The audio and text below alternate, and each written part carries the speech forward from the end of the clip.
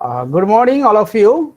Today I am going to present especially CC2 according to your CBCS syllabus, social formation and cultural patterns of the ancient world other than India. আমি সমাজ গঠন এবং সংস্কৃতিগত যে বৈশিষ্ট্য সেগুলো আলোচনা করব, বিশেষ করে প্রাচীন বিশ্বের ভারতবর্ষ ব্যতীত। এই যে social formation and cultural patterns of ancient world other than India marked a landmark of world history that relate with the evolution of humankind. বলছে যে এই যে সামাজিক গঠন বা সংস্কৃতিগত যে প্যাটার্ন এই বিশ্বের, প্রাচীন বিশ্বের, ভারতবর্ষ ছাড়া, সেটা কিন্তু বিশ্বের ইতিহাসে একটা দিকচিহ্ন এবং তার মধ্যে evolution of humankind, one of the most important social or cultural pattern of the ancient world, which is the landmark of our world history. বলছে এই মানুষের বিবর্তন সেটা কিন্তু প্রাচীন বিশ্বের ইতিহাসে একটা যুগান্তকারী ঘটনা। আমরা আজকে যে মানুষ হিসেবে নিজেদের প্রতিস্থাপিত করছি বা আমরা এস্টাবলিশ করছি ourselves that we are man, that is the related with a long process, that is the evaluation process which reached me here as a man. বলছে এই বিবর্তনের একটা ধারা বেয়ে ইতিহাসের নামাঙ্কিত বিষয় হিসেবে বিবর্তনের ধারা বয়ে মানুষ আজকে মানুষে উপস্থাপিত হয়েছে বা মানুষ হয়েছে। সেটা ওই বিবর্তনের ধারা, যেটাকে আমরা সার্ভাইভাল ফর দ্য ফিটেস্ট হিসেবে উল্লেখ করে থাকি, যোগ্যতমের উদ্বর্তন, এবং ডারউইনের বিখ্যাত গ্রন্থ দ্য অরিজিন অফ স্পেসিস, যেটা থেকে আমরা এই বিবর্তনের তত্ত্ব বা প্রাণের বিকাশ বা জীবনের যে বৈচিত্র্য সেগুলো কিন্তু আমরা জানতে পারি।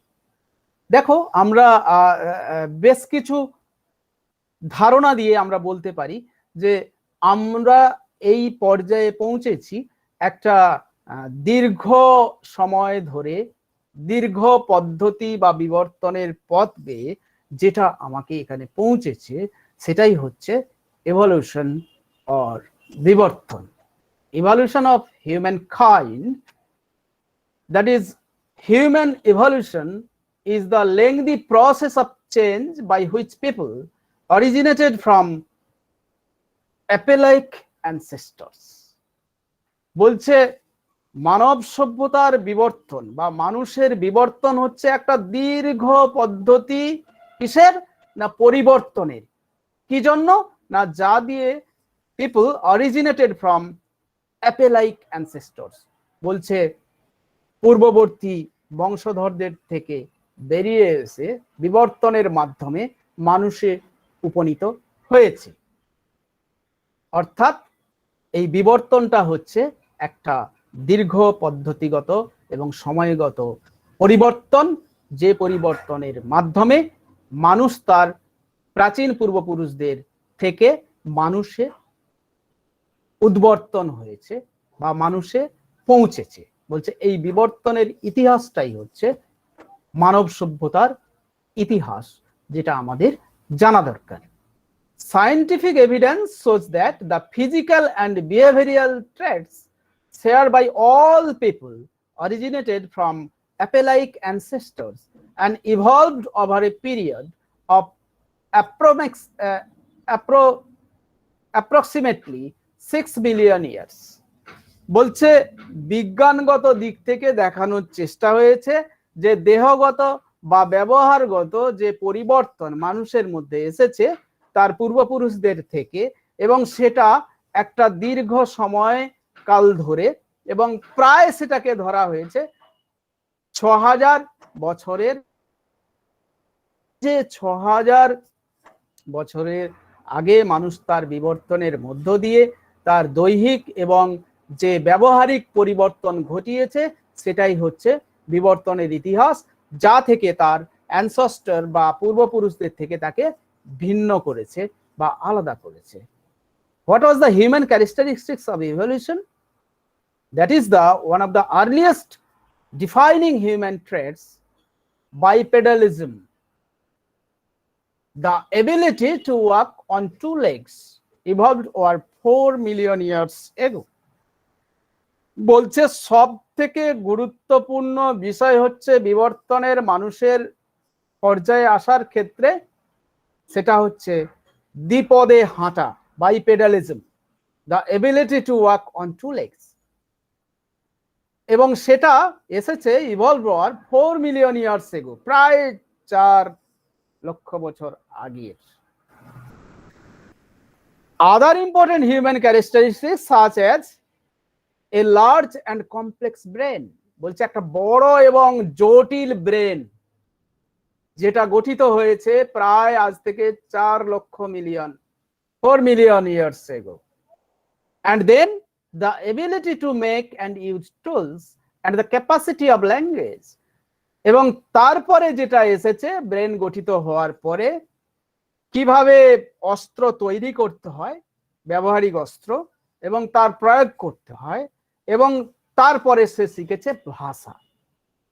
বলছে এই যে 4 মিলিয়ন ইয়ার্স এগোতে এই এত বড় বিবর্তনের মধ্য দিয়ে, এত কিছু গঠনের মধ্য দিয়ে মানুষের একটা বৃহৎ এবং জটিল ব্রেন গঠনের পর মানুষ জানলো বা সক্ষম হলো অস্ত্রশস্ত্র তৈরি করতে, এবং সে জানলো ভাষা। বলছে দ্যাট ইজ দ্য ইভলিউশন। প্রথমে মানুষ দাঁড়াতে শিখলো, দ্বিপদ হিসেবে হাঁটতে শিখলো, তারপরে তার ব্রেনটা সুগঠিত হলো, তারপরে সে চেষ্টা করলো টুলস তৈরি করতে, তারপরে সে শিখলো ভাষা।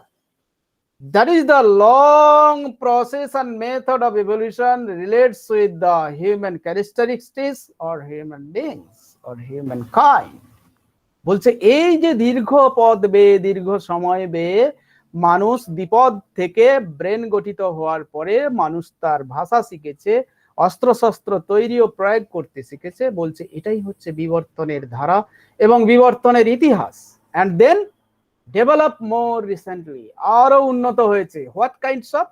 Many advanced traits including complex symbolic expression, art and elaborate cultural diversity emerged mainly during the past 100,000 years ago. বলছে আরো অনেক উন্নতি ঘটেছে। কিরকম না, মানুষ বেশ কিছু সিম্বলিক এক্সপ্রেশন শিখেছে, জটিল সিম্বলিক এক্সপ্রেশন, মনের ভাব প্রকাশ করার ক্ষমতা। আরো শিখেছে কি না আর্ট, শিল্প। আর কি শিখেছে না কালচারাল, বিভিন্ন ধরনের সংস্কৃতি, যেটা প্রায় আজ থেকে 1 লক্ষ বছর আগে। অর্থাৎ মানুষ কিন্তু তার এই ইভলিউশন অর যে humankind or evolution of human কাইন্ডের মধ্য দিয়ে এগিয়েছে, সেটা কিন্তু কোনো একটা নির্দিষ্ট সীমায়িত গণ্ডির মধ্যে নয়। একটা দীর্ঘ সময়, দীর্ঘ পথ বেয়ে, একটা লেংদি প্রসেসের মধ্য দিয়ে মানুষ আজকে এপিক থেকে মানুষ মানবে পরিণত হয়েছে। And now the picture shows how man australopithic to humans, কিভাবে মানুষ অ্যাস্ট্রালোপ্যাথিক্স থেকে হিউম্যানস এ এসেছে, সেটা এই ছবির মধ্যে দেখানো হয়েছে। What? Australopithecus, that is the hominid, that is the first stage of life which reflect especially on 3,500,000 years ago or 35 lakhs or 25 lakhs years ago. বলছে আজ থেকে প্রায় 35 লক্ষ বছর আগে বা আজ থেকে প্রায় 2.5 লক্ষ বছর আগে বা 35 লক্ষ বছর আগে বা 25 লক্ষ বছর আগে মানুষ কিন্তু অ্যাস্ট্রালোপ্যাথিসিয়াসে ছিল, এবং যখন তার হাইট ছিল 1.10 মিটার এবং ওয়েট ছিল 40 কেজি এবং হাঁটতো কিভাবে? ওয়াকড আপরাইট, উপরের দিকে মুখ করে হাঁটতো। এই যে 35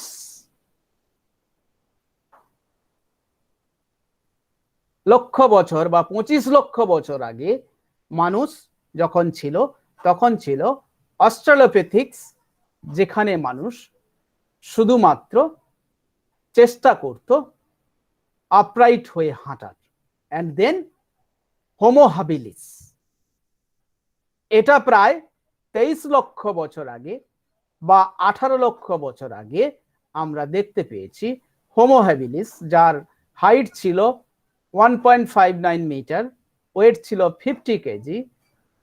ফার্স্ট টুলস, প্রথম হাতিয়ার হাতে নিতে শিখলো, অ্যান্ড কুড স্পিক, বলতে শিখলো। অর্থাৎ দেখো, অ্যাস্ট্রোলপিথেকাস থেকে হোমোবোলিস পর্যন্ত আসতে সময় লাগলো প্রায় ডিফারেন্স 1 লাখ ইয়ার্স। তারপরে এলো কে না, হোমি ইরেক্টাস, সেটা প্রায় 19 লক্ষ বছর থেকে 4 লক্ষ বছর আগে। সুতরাং এই হোমো ইরেক্টাস যার ওয়েট হচ্ছে, হাইট হচ্ছে 1.60 মিটার, ওয়েট হচ্ছে 60 কেজি, ডিসকভারি অফ ফায়ার, আগুনের আবিষ্কার শিখছে, হান্টেড ইন গ্রুপস, দলগতভাবে তারা কি করছে, শিকারে যেতে শিখেছে। And then 15 lakhs and 35,000 years ago, Homo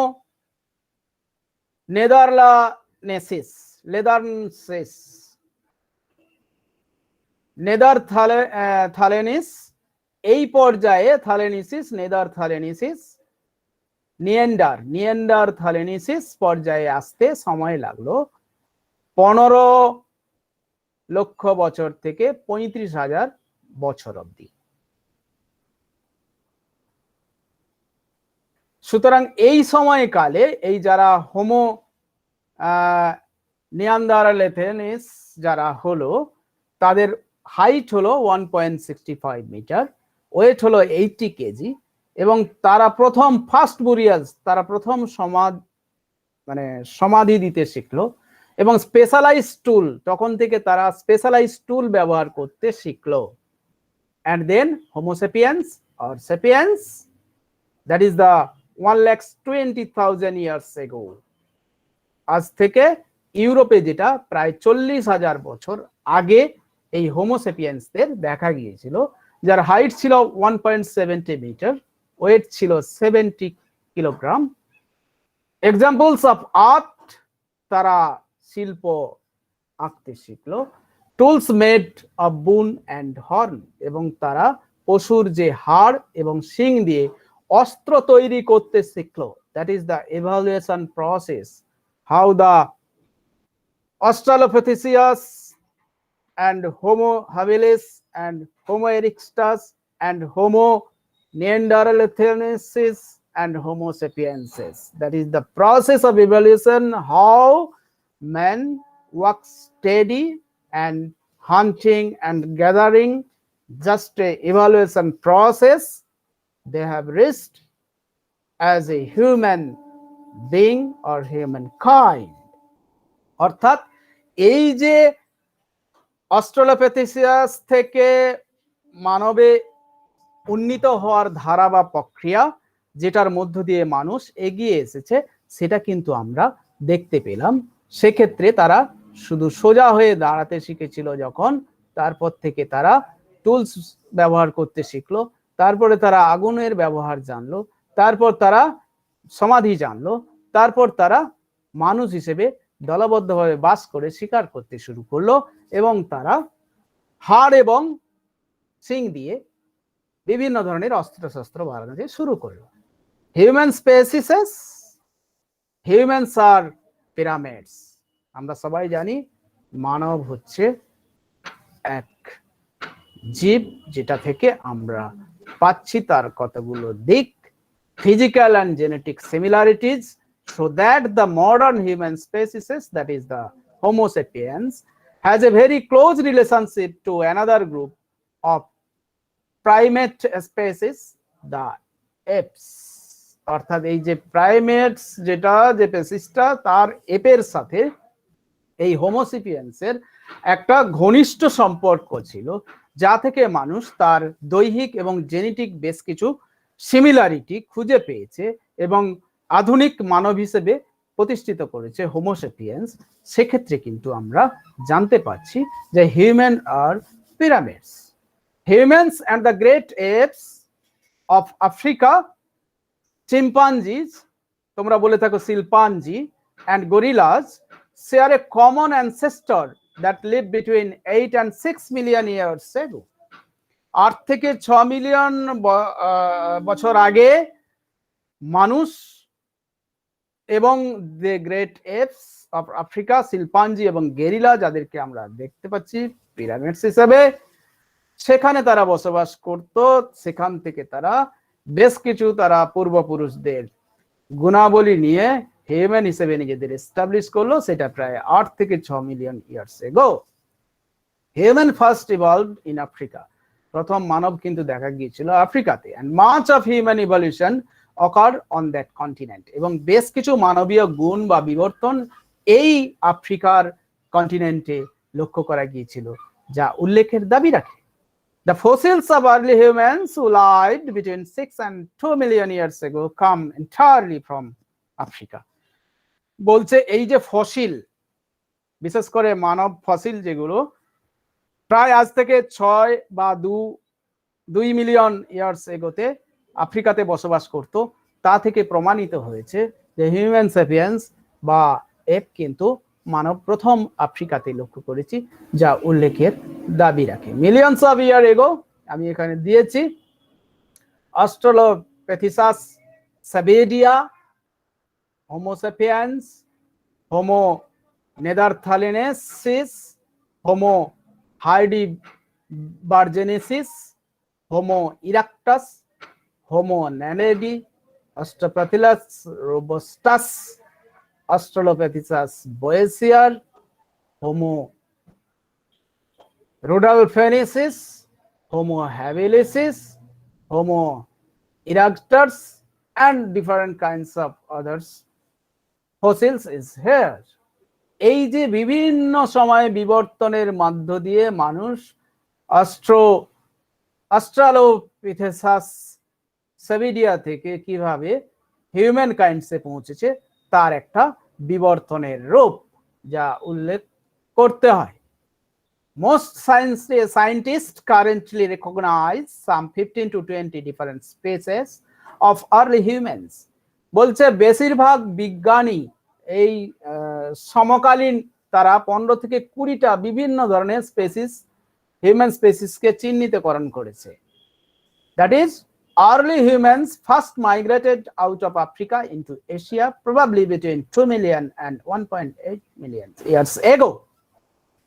বলছে প্রথম মানব যেটা লক্ষ্য করা গিয়েছিল আফ্রিকাতে, আফ্রিকা থেকে এশিয়াতে এসেছে, এবং সেটা সম্ভবত 2 মিলিয়ন থেকে 1.1 মিলিয়ন ইয়ার্স এগো, 2 মিলিয়ন বা 1.8 মিলিয়ন ইয়ার্স এগোতে আফ্রিকা থেকে এশিয়াতে আর্লি হিউম্যানস বিংস এসেছে, সেটা কিন্তু দেখিয়েছেন। And then they enter Europe somewhat later, কিছু পরে তারা ইউরোপে প্রবেশ করেছে, and between 1.5 million and 1 million years, 1.5 million or 1 million years later they enter Europe.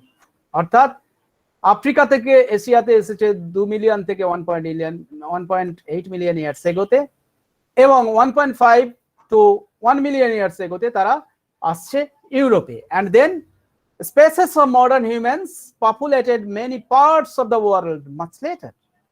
বলছে আধুনিক মানব হিসেবে প্রতিষ্ঠিত হতে অনেক সময় লেগেছে। For instance, people first came to Australia probably within the past 60,000 years and to the Americas within the past 30,000 years or so. বলছে উদাহরণস্বরূপ মানুষ প্রথম অস্ট্রেলিয়াতে এলো 60,000 বছর আগে এবং আমেরিকাতে এলো প্রায় 30,000 বছর আগে। অর্থাৎ এই আমেরিকা বা অস্ট্রেলিয়ার আগে কিন্তু আফ্রিকাতে মানব দেখা দিয়েছে এবং মানব আফ্রিকা থেকে এশিয়াতে এসেছে, সেটা 2 মিলিয়ন বা 1.8 মিলিয়ন ইয়ার্স এগোতে। সেখান থেকে তারা ইউরোপে এন্ট্রি নিয়েছে 1.5 মিলিয়ন অর 1 মিলিয়ন ইয়ার্স এগোতে। প্রকৃতপক্ষে মডার্ন হিউম্যান যেটা, সেটা কিন্তু অনেক পরে এসেছে এবং সেটা প্রথম যেটা অস্ট্রেলিয়াতে আমরা 60,000 বছর আগে দেখতে পাচ্ছি এবং আমেরিকাতে দেখতে পাচ্ছি 30,000 বছর আগে। The beginnings of agriculture and rise of the first civilization occurred within the past 12,000 years ago. বলছে কৃষি শুরু এবং প্রথম সভ্যতার বিকাশ আমরা দেখতে পাই আজ থেকে প্রায় 12,000 বছর আগে, অর্থাৎ হোমোসেপিয়ান্স হওয়ার পরে আমরা প্রায় 12,000 বছর আগে আমরা কিন্তু দেখতে পাচ্ছি যে কৃষির বিকাশ ঘটছে এবং নতুন সভ্যতার বিকাশ ঘটছে। The imaginative road to Homo sapiens, কিভাবে আমরা এই মডার্ন হোমোসেপিয়েন্সে পৌঁছেছি সেটা আমি দেখানোর চেষ্টা করেছি। সেটা হচ্ছে প্রথম আমরা কি ছিলাম না, প্লিপিথেনেসাস,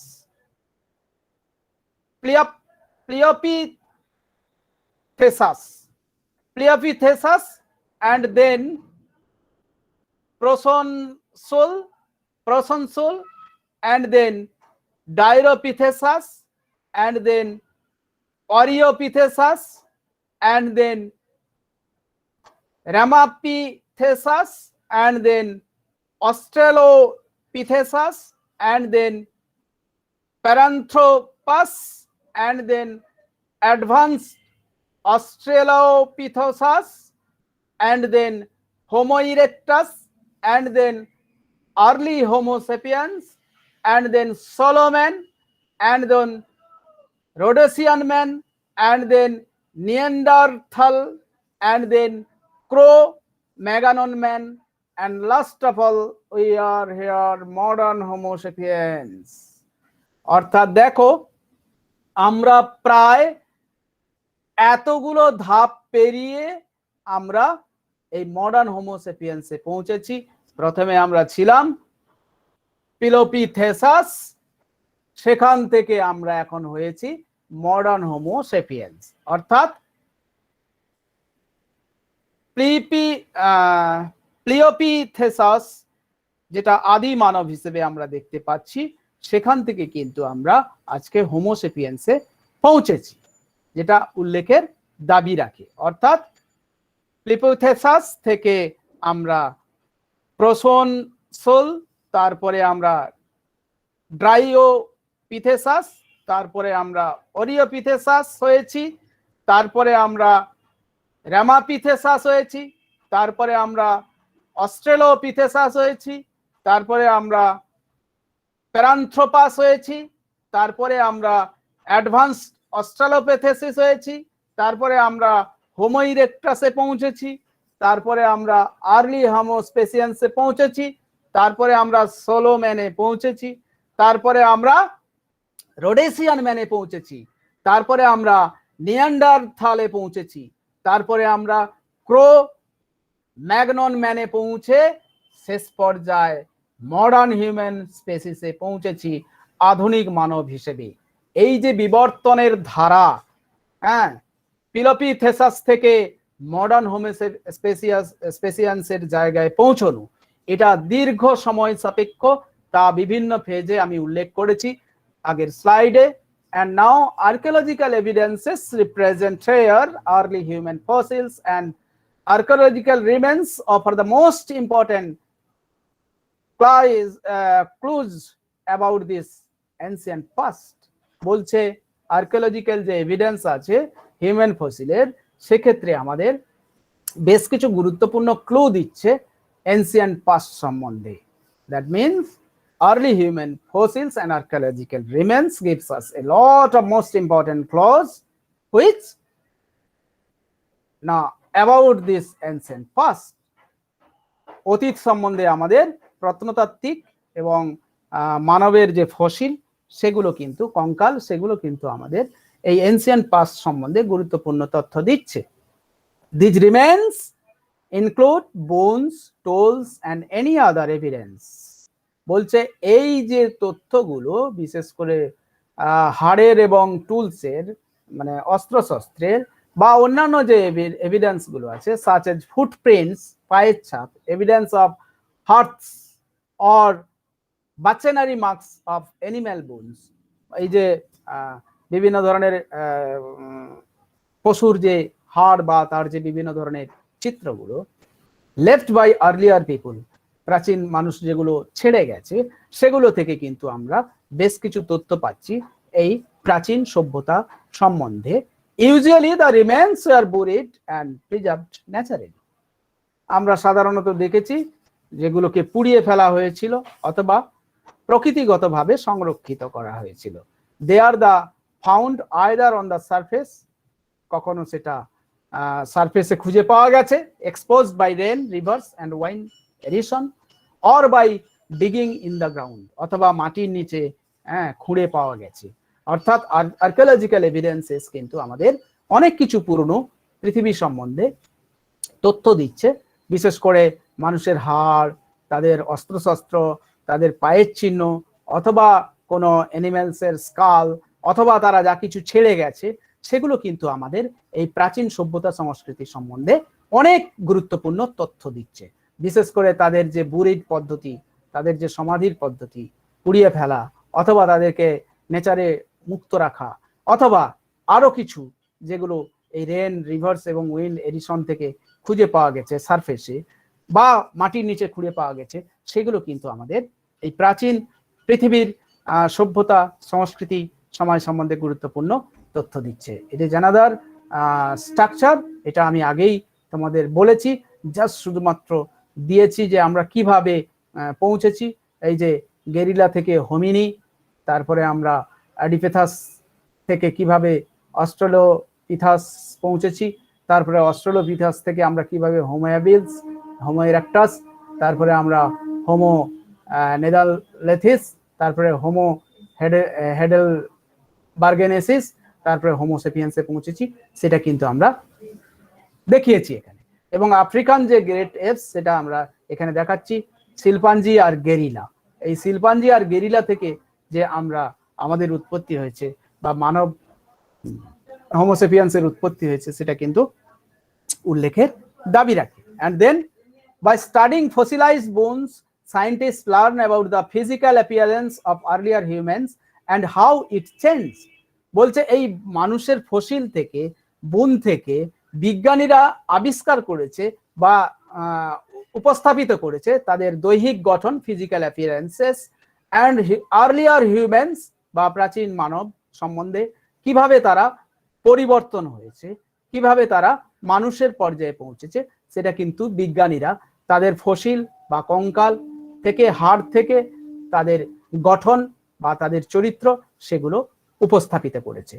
বোন সাইজ, হাউ বোন size, shape and markings left by the muscles tell us how those predecessors moved around। বলছে এই হাড়ের সাইজ, তার গঠন এবং তার যে পায়ের চিহ্ন, মার্কিং লেফট, মাসলের যে চিহ্ন, তা থেকে কিন্তু আমরা জানতে পারছি আমাদের পূর্বপুরুষরা কিভাবে মুভড করত, চলাফেরা করত, হেল্ড টুলস, তারা কিভাবে অস্ত্র ধরত বা অস্ত্র তৈরি করত, and how the size of their brains changed over a long time, এবং কিভাবে তাদের ব্রেনের পরিবর্তন ঘটেছে একটা দীর্ঘকালীন সময় ধরে, তা কিন্তু আমরা এই তাদের বোন সাইজ, শেপ এবং মার্কিং লেফট থেকে আবিষ্কার করেছেন বা জানিয়েছেন বিজ্ঞানীরা। Archaeological evidence refers to the things earlier people made and the places where scientists find them। Archaeological যে এভিডেন্স গুলো আছে সেগুলো থেকে কিন্তু আমরা এই প্রাচীন মানব সম্বন্ধে অনেক কিছু জানতে পারছি। By studying this type of evidence, এই ধরনের উপাদানগুলো থেকে বা এই ধরনের তথ্য থেকে বা এই ধরনের যে এভিডেন্স গুলো আছে তা থেকে আমরা যা জানতে পারছি, archaeologist can understand how early humans made and use tools and lived in their environments. এবং আর্কিওলজিস্টরাই কিন্তু তারা বুঝতে পেরেছেন কিভাবে আর্লি হিউম্যানরা তারা তাদের গঠন হয়েছিল, তারা কিভাবে টুল ব্যবহার করেছিল এবং তারা কিভাবে এই পরিবেশে বসবাস করত, তা কিন্তু আর্কিওলজিস্টরা আবিষ্কার করেছে এবং সেই মতো কিন্তু মানুষ তার মানুষ সম্বন্ধে বা হিউম্যান বিইং সম্বন্ধে আমরা জানতে পারছি। The process of evolution, it is very important. The process of evolution involves a series of natural changes that cause species, populations of different organisms to rise, adapt to the environment and become extinct. বলছে এই যে evaluation প্রসেসটা একটা series এবং natural changes বা প্রকৃতিগত পরিবর্তনের মধ্য দিয়ে হয়েছে, এবং যেটা কিন্তু আমরা হ্যালো স্যার। বন্ধ করো বন্ধ করো, এই যে পরিবর্তনটা হয়েছে সেই পরিবর্তনটা কিন্তু আমরা একটা নির্দিষ্ট প্রসেসের মধ্য দিয়ে দেখতে পাচ্ছি, যেটা কিন্তু উল্লেখের দাবি রাখে। All species or organisms have originated through the process of biological evolution. বলছে এই যে সমস্ত স্পেসিস বা অর্গানিজম অরিজিনেটেড হয়েছে, সেটা কিন্তু একটা বায়োলজিক্যাল এভলিউশনের মধ্য দিয়ে, জৈবিক বিবর্তনের মধ্য দিয়ে।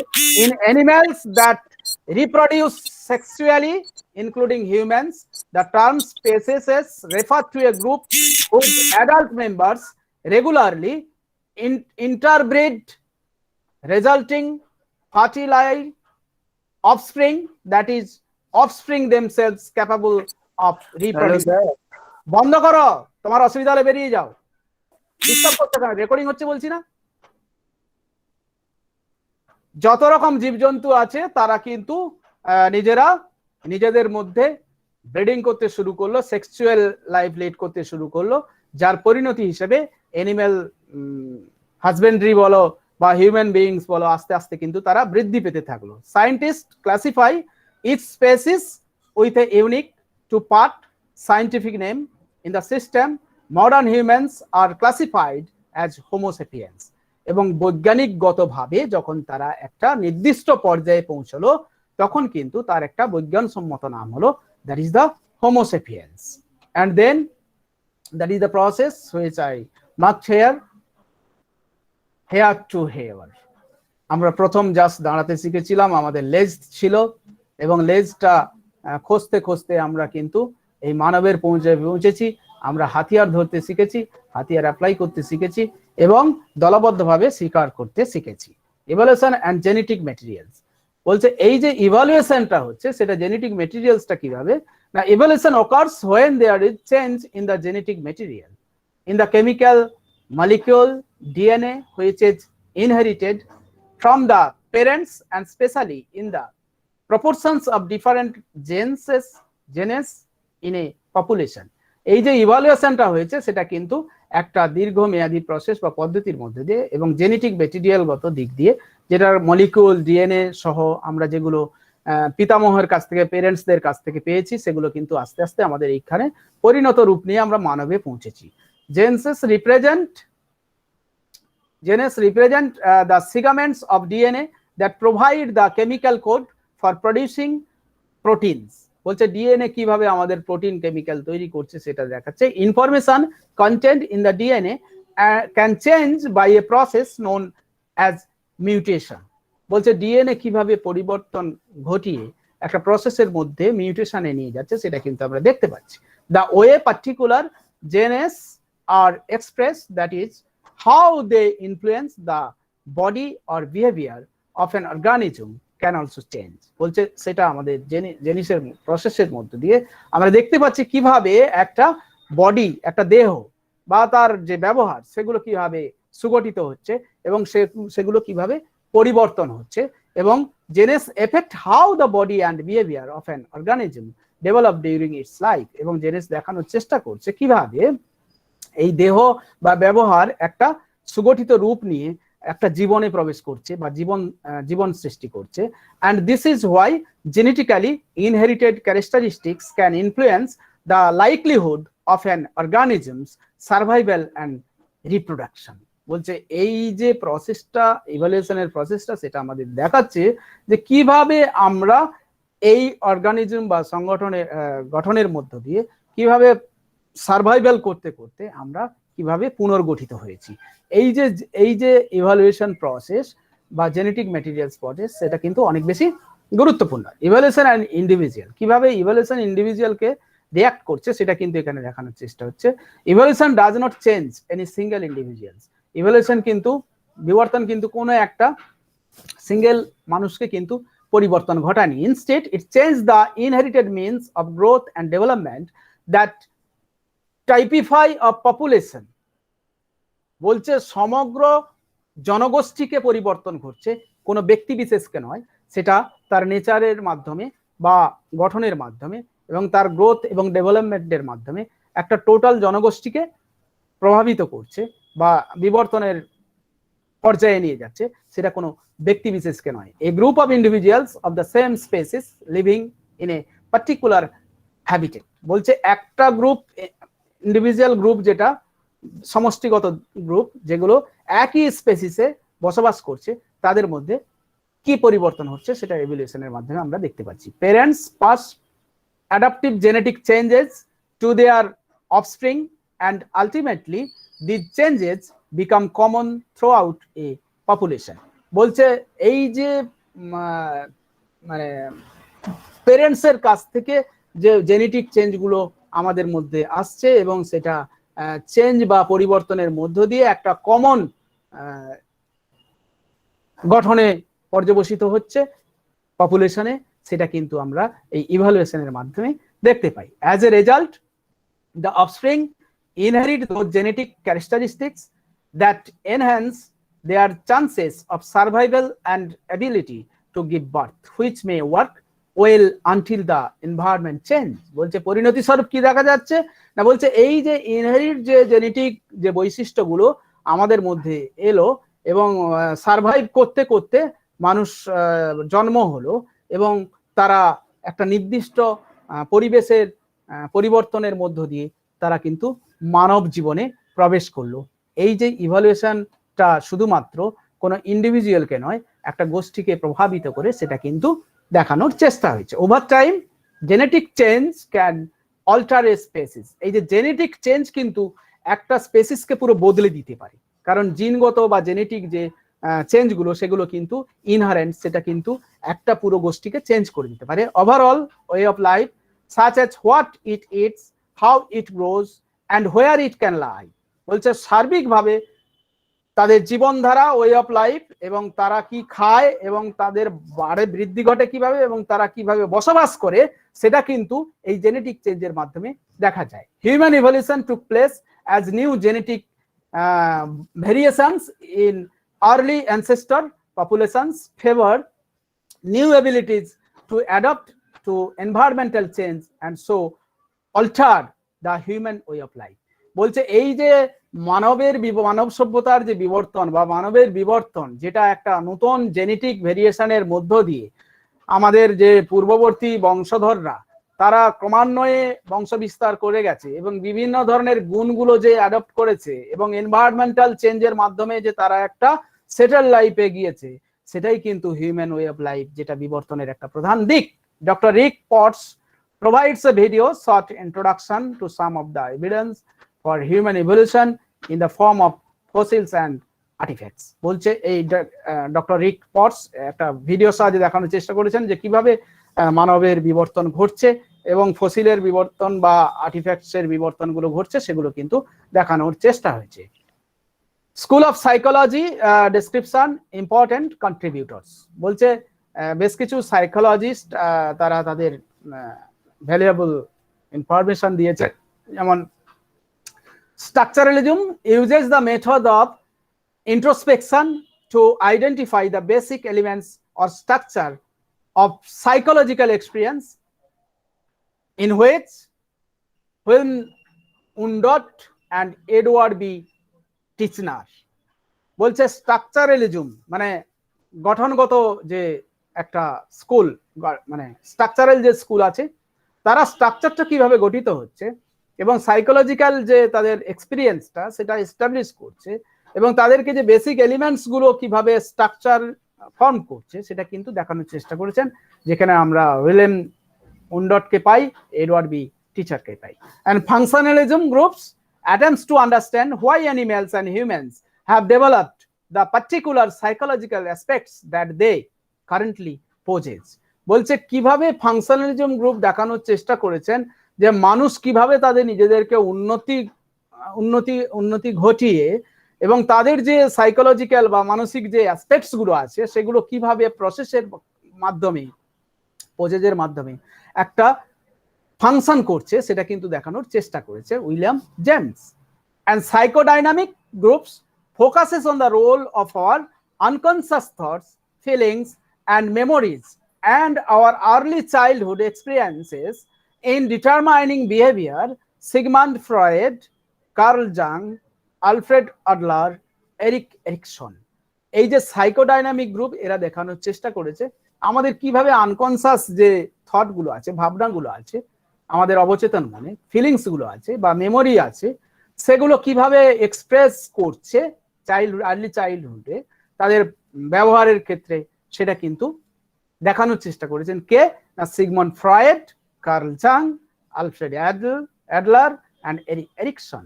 Behaviourism group based on the premise that it is not possible to objectively study the mind and therefore that psychologists should limit their attention to the study of behavior itself.